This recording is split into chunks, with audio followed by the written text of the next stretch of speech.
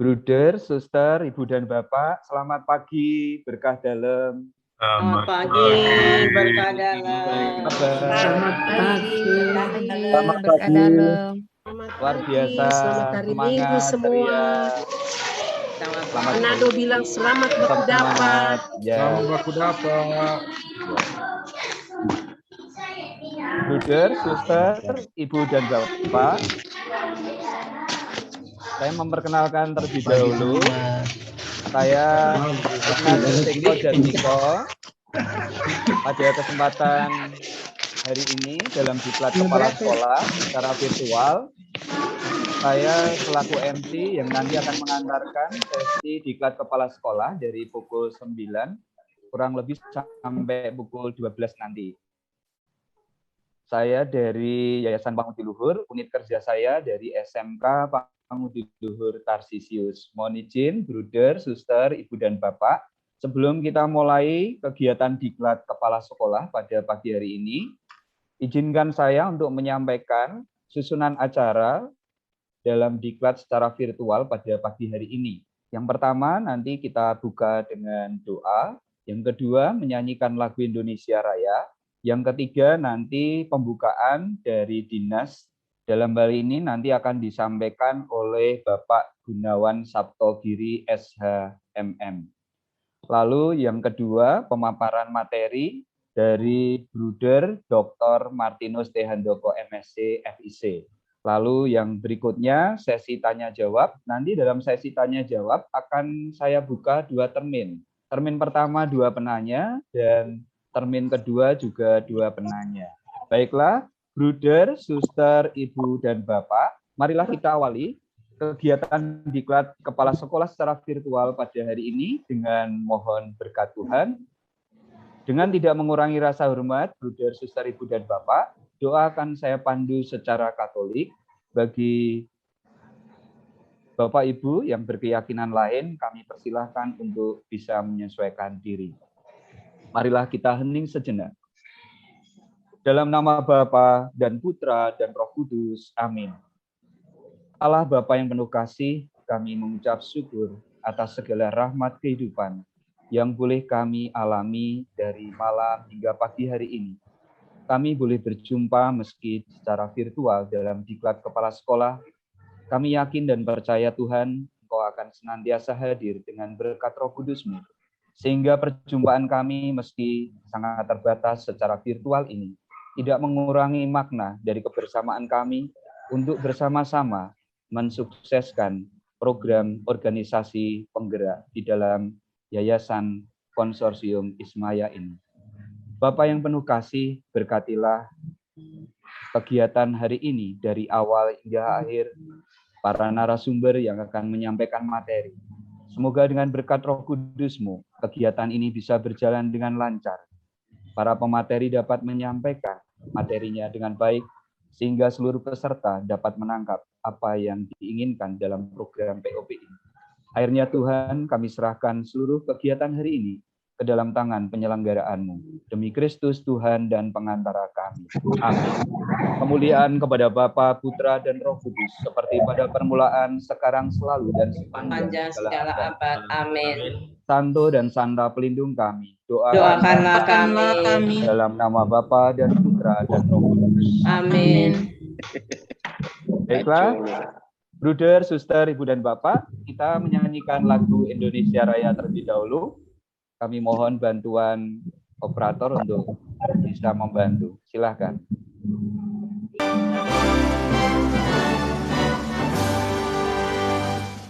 Indonesia tanah tumpah darah sangat berdiri dari payung ibuku. Indonesia kebangsaanku.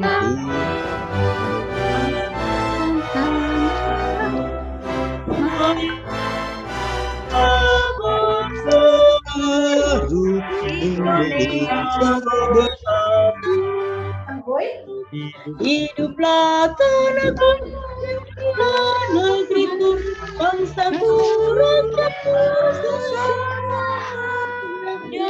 Bangunlah jiwanya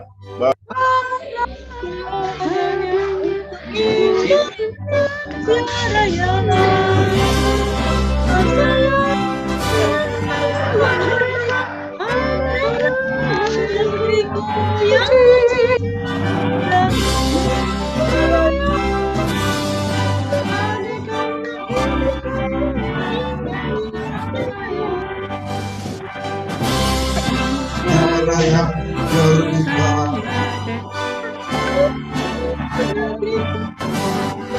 Cinta Indonesia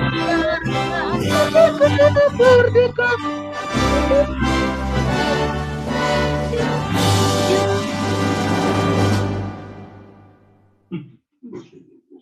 Terima kasih operator yang sudah membantu untuk memutarkan lagu Indonesia Raya.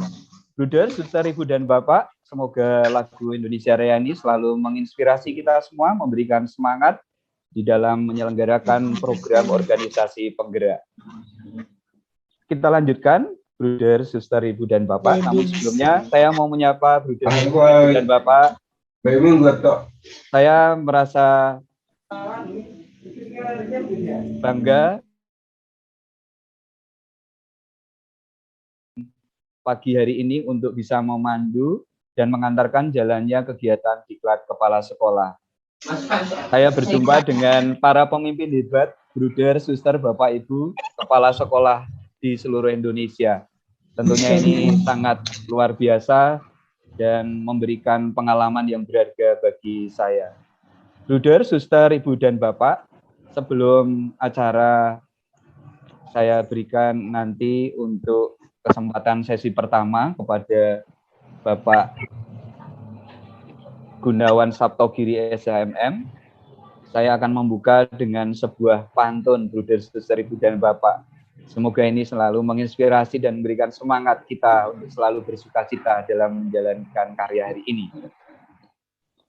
Pelan-pelan jarang disiring, nanti terjebur, nanti gagal sampai ke rumah fatur. Meskipun hari Minggu libur, semangat kita tak boleh luntur. Ya, bruder, suster, ibu, bapak, meskipun hari Minggu, kita selalu bersemangat. Jangan pernah ragu memulai aktivitas hari ini untuk selalu berkarya memuliakan Tuhan.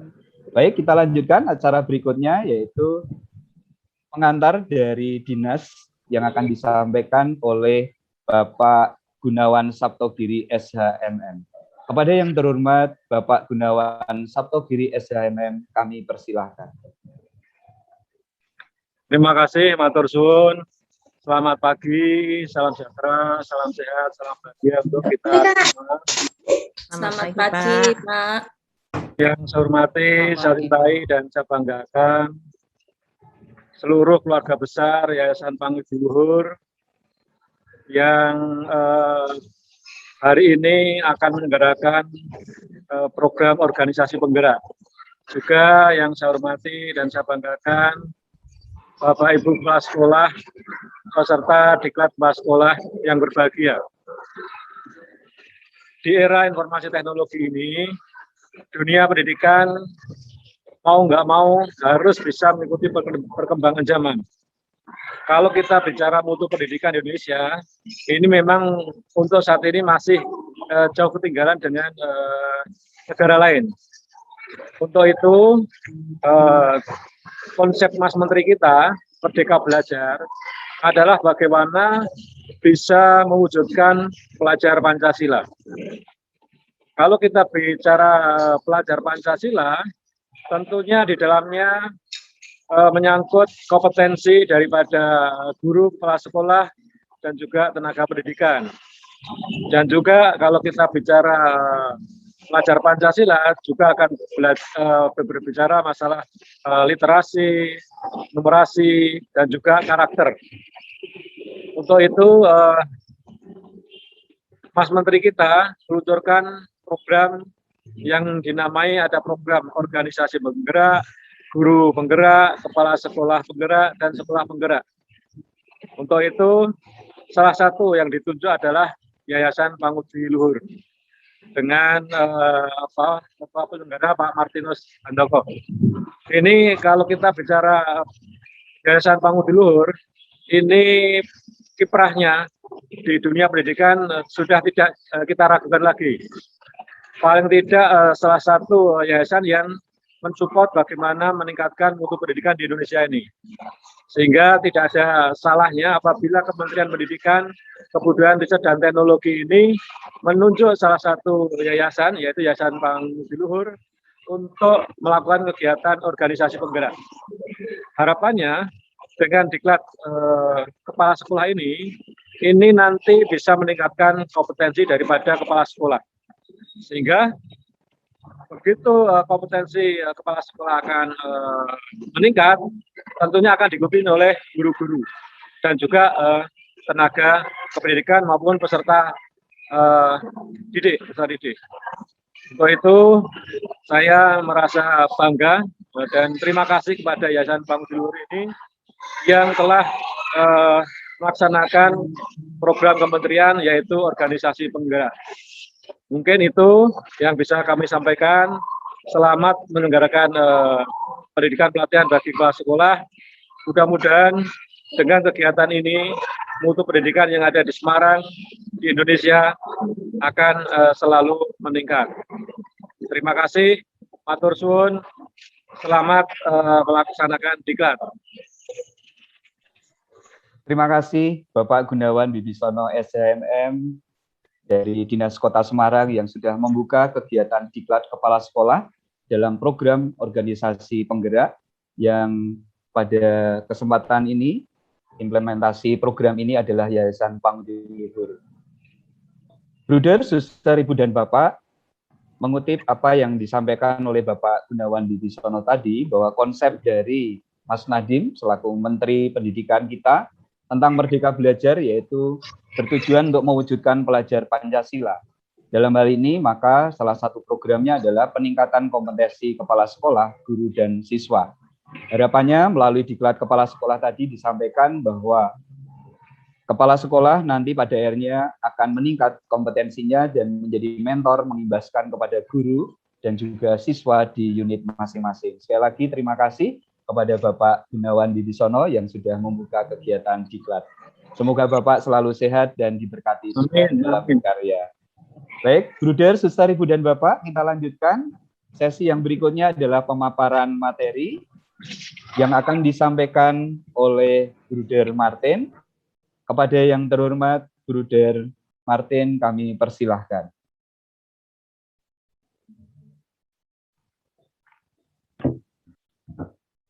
Terima kasih banyak untuk waktu yang diberikan kepada saya. Pertama-tama saya ucapkan terima kasih kepada Bapak Gunawan Saptogiri, Kepala Dinas Pendidikan dan Kebudayaan Kota Semarang. Kota Semarang yang telah membuka diklat kepala sekolah ini. Terima kasih banyak Pak Saptogiri dan dukungan Bapak tentu saja senantiasa kami harapkan agar program organisasi penggerak ini dapat berhasil. Karena tujuannya adalah satu, yaitu peningkatan kualitas pendidikan yang ada di Indonesia. Jadi segala gerakan yang dilakukan pada akhir-akhir ini oleh Departemen Pendidikan dan Kebudayaan, Riset, dan Teknologi, baik itu sekolah penggerak, guru penggerak, maupun organisasi penggerak, tujuannya sama, yaitu meningkatkan kualitas pendidikan untuk anak bangsa ini. Maka terima kasih banyak kepada Bapak Saptogiri yang telah membuka dan tentu saja kami harapkan dukungannya selalu. Terima kasih. Para Frater, Bruder, Suster, Bapak Ibu sekalian, saya tidak tahu apakah ada pastor yang juga bergabung. Ya. Lebih dulu saya perkenalkan, saya Bruder Martinus Handoko. Ya. Saya Ketua Yayasan Pangudi Luhur yang ada di Semarang. Jadi supaya kita berkenal dulu bahwa saya adalah penanggung jawab dari program organisasi penggerak Yayasan Pangudi Luhur beserta dengan anggota konsorsiumnya. Jadi Yayasan Pangudi Luhur dengan 14 yayasan yang menjadi anggota konsorsium sekarang ini bersama-sama akan melaksanakan yang disebut program organisasi penggerak. Dan kebetulan 15 konsorsium termasuk Pangudi Luhur ini semua adalah yayasan pendidikan Katolik. Lokasinya ada yang di Jawa, ada yang di Sumatera. Sumatera itu ada di daerah Provinsi Bangka Belitung, ada yang di daerah Medan, Pematang Siantar, Sibolga. Itu yang di daerah Sumatera. Kemudian ada di daerah Keuskupan Manado dan juga di Makassar. Maka letaknya sangat berjauhan satu sama lain, tetapi kita memiliki tujuan yang sama, yaitu ingin meningkatkan kualitas pendidikan di lingkungan kita masing-masing. Jadi awalnya memang yang berinisiatif adalah Yayasan Pangudi Luhur. Tetapi sesudah itu kami menawarkan juga kepada yayasan-yayasan lain yang ingin bergabung karena proposal kami itu proposal yang kategori yang paling besar, yaitu disebut kategori gajah. Kategori gajah itu harus membina sekolah atau menggerakkan sekolah lebih dari 100. Padahal Yayasan Pangudi Luhur tentu saja tidak memiliki sekolah lebih dari 100 untuk sekolah dasar maupun sekolah menengah pertama. Maka kami menawarkan kepada yayasan-yayasan pendidikan Katolik dan ternyata banyak sekali yang berminat untuk ikut di dalam gerakan organisasi penggerak. Hanya setelah diseleksi oleh pemerintah, karena syarat untuk bisa ikut organisasi penggerak itu harus memenuhi syarat administrasi maupun syarat kualifikasi lain. Maka akhirnya setelah diseleksi administrasi oleh pemerintah tentang badan hukum, tentang audit, keuangan, tentang apalagi tentang pembayaran pajak, keteraturan bayar pajak kepada pemerintah dan seterusnya. Lalu yang lolos itu akhirnya yayasan-yayasan ini. Jadi sekarang ada 15 yayasan termasuk Yayasan Pangudi Luhur yang bergabung dalam konsorsium yang disebut konsorsium Ismoyo, yaitu konsorsium yang terdiri dari yayasan-yayasan pendidikan Katolik untuk tujuan meningkatkan kualitas pendidikan di lingkungan kita masing-masing. Itu bagian awal. Sekarang ini kami ada 166 SD yang menjadi sasaran di bawah naungan 15 yayasan itu, dan 144 SMP yang menjadi sekolah sasaran dari 15 yayasan kita. Nah, begitu para bruder, frater, Bapak Ibu sekalian tentang program organisasi penggerak ini. Baik, saya sekarang akan mulai dengan menjelaskan apa itu program organisasi penggerak, ya, dan kaitannya dengan konsep, namanya konsep Merdeka Belajar.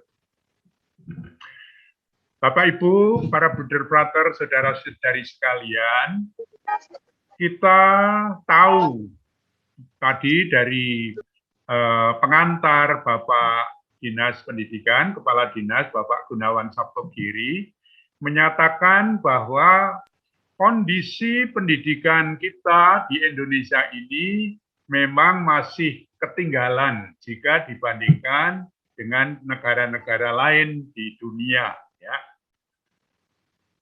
Dan ukuran yang dipakai oleh dunia internasional itu adalah yang disebut PISA, ya. PISA, PISA, PISA. PISA itu singkatan dari Program for International Student Assessment, ya, PISA. Dari PISA itu, ya, dari penilaian internasional itu dinyatakan bahwa Indonesia ini masih di bawah rata-rata dunia, baik itu di bidang sains, di bidang literasi, maupun di bidang numerasi. Masih semuanya. Maka pemerintah dalam hal ini, Mas Menteri baru, Mas Nadiem Anwar Makarim, merasa prihatin, ya, dengan situasi pendidikan di Indonesia yang masih ketinggalan dari negara-negara di dunia ini, di dunia internasional. Oleh sebab itu, Mas Menteri kemudian mencanangkan program baru yang disebut program Merdeka Belajar, ya. Program Merdeka Belajar. Program Merdeka Belajar itu apa? Program Merdeka Belajar adalah program untuk menggali segala potensi dan kompetensi yang ada di dalam masyarakat, yang ada di Indonesia ini untuk dikembangkan. Baik itu potensi guru, potensi kepala sekolah, potensi anak-anak, para murid, semua akan digali sebaik-baiknya dan dikembangkan dengan sebaik-baiknya. Ini harapan untuk meningkatkan kualitas pendidikan. Maka dicanangkan konsep Merdeka Belajar. Mengapa konsep Merdeka Belajar ini diperlukan? Karena selama ini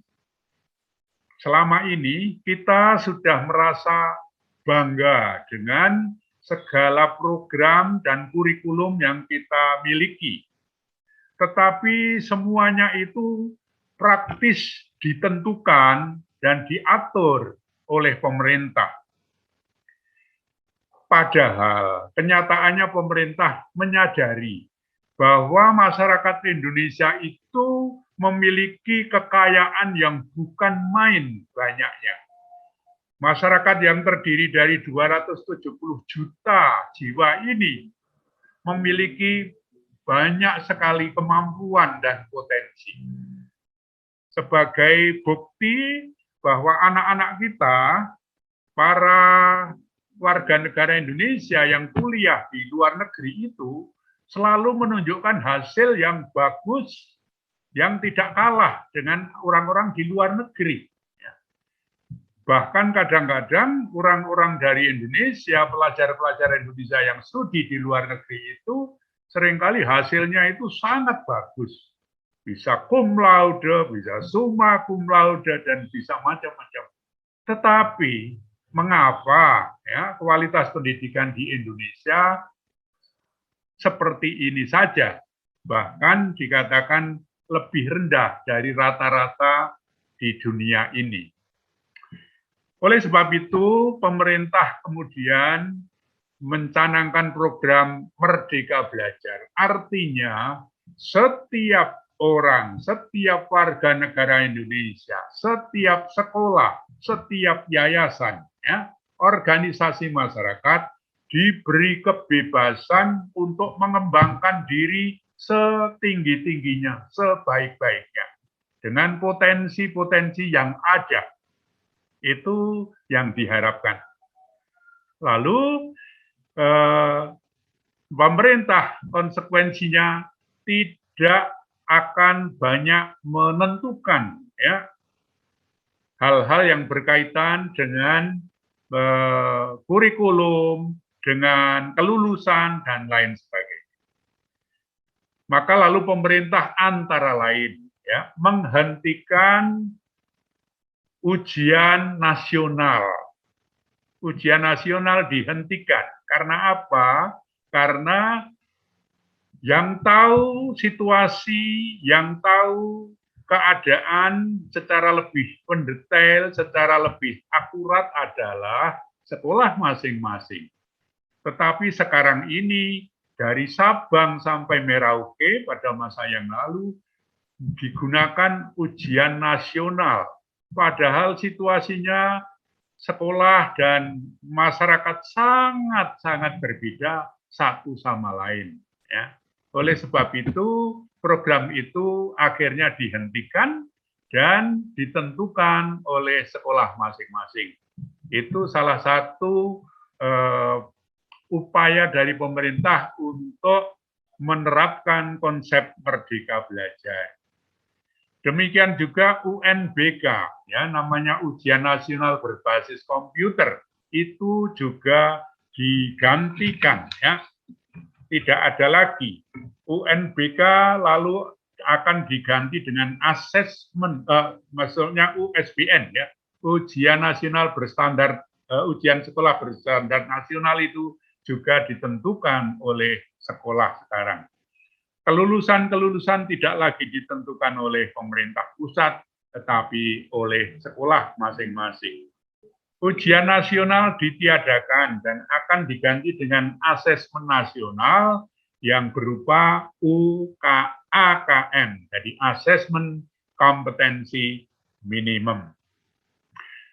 Lalu, sekolah dan para guru juga akan diberikan lebih kebebasan untuk membuat yang namanya RPP, ya, rencana pelaksanaan pembelajaran itu juga akan disederhanakan. Akan disederhanakan. Ya. Jadi RPP yang semula itu sangat rumit, ya, sekarang akan disederhanakan supaya guru lebih berfokus pada tugas pembelajaran. Ya. Dulu para guru terlalu dibebani dengan macam-macam administrasi, urusan-urusan administrasi. Nah, sekarang ini dalam konsep Merdeka Belajar, RPP akan disederhanakan. Yang penting memuat 3 hal saja, yaitu tujuan pelajaran apa, kegiatannya apa, dan evaluasinya bagaimana. Itu yang penting harus masuk di dalam rencana pelaksanaan pembelajaran atau RPP itu hanya akan disederhanakan seperti itu. Supaya apa? Supaya guru lebih fokus pada kegiatan pembelajaran dan tidak terlalu dibebani dengan tugas-tugas administrasi. Itu nanti bentuk-bentuknya akan dijelaskan lebih lanjut di dalam teknisnya oleh tim dari SMP maupun SD nanti, ya. Bapak Ibu, para brother father, apa esensi dari konsep Merdeka Belajar ini? Ya. Jadi konsep esensi dari Merdeka Belajar ini sebenarnya adalah bahwa guru, bahwa sekolah adalah sebagai pendamping, sebagai penunjuk jalan. Dan yang akan belajar dan akan berkembang itu nanti anak didik sendiri. Apalagi di zaman modern ini, sekarang ilmu pengetahuan itu dapat diperoleh di mana-mana.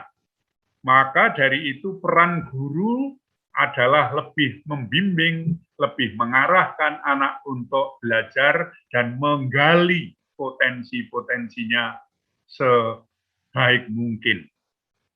Konsep Merdeka Belajar ini sebenarnya mengambil dari ajaran Ki Hajar Dewantoro.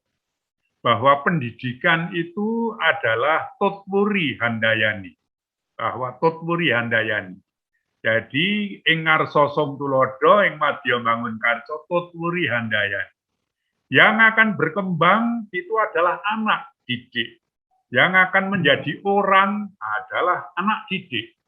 Maka guru itu sifatnya sementara. Demikian juga orang tua pun juga sifatnya sementara. Selama anak masih di dalam tanggung jawab pendidikan, sekolah, dan orang tua.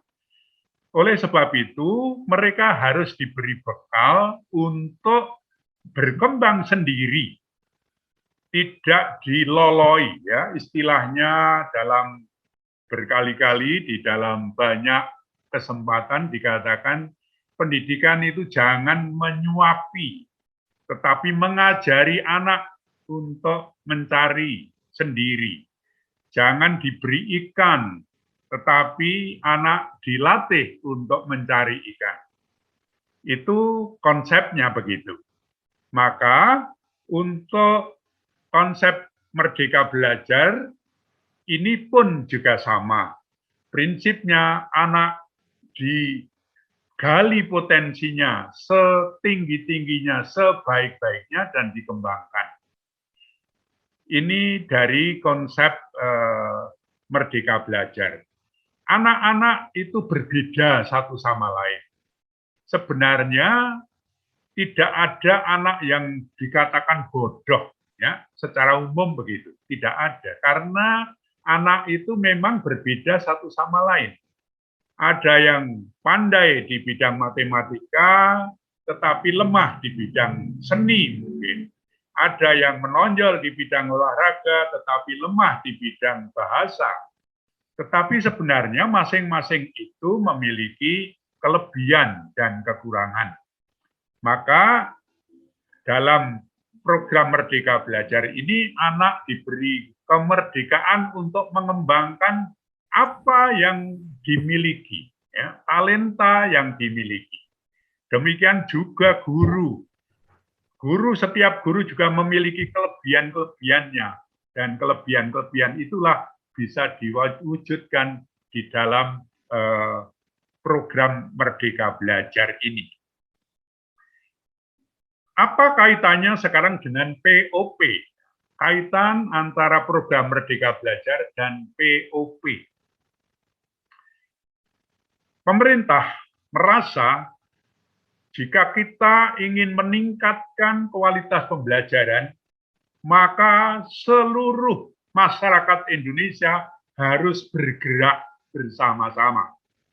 Harus bergerak untuk maju. Oleh sebab itu, pemerintah mencanangkan berbagai gerakan dalam rangka meningkatkan pendidikan, yaitu gerakan organisasi penggerak, lalu ada sekolah penggerak, ada guru penggerak.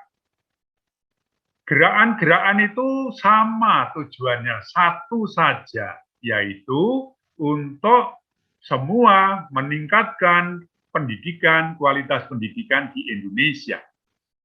Maka diharapkan semua sekolah harus bergerak, semua guru bergerak, semua kepala sekolah bergerak, dan yayasan-yayasan yang menaungi pendidikan juga harus bergerak, dan dinas-dinas pendidikan juga harus bergerak.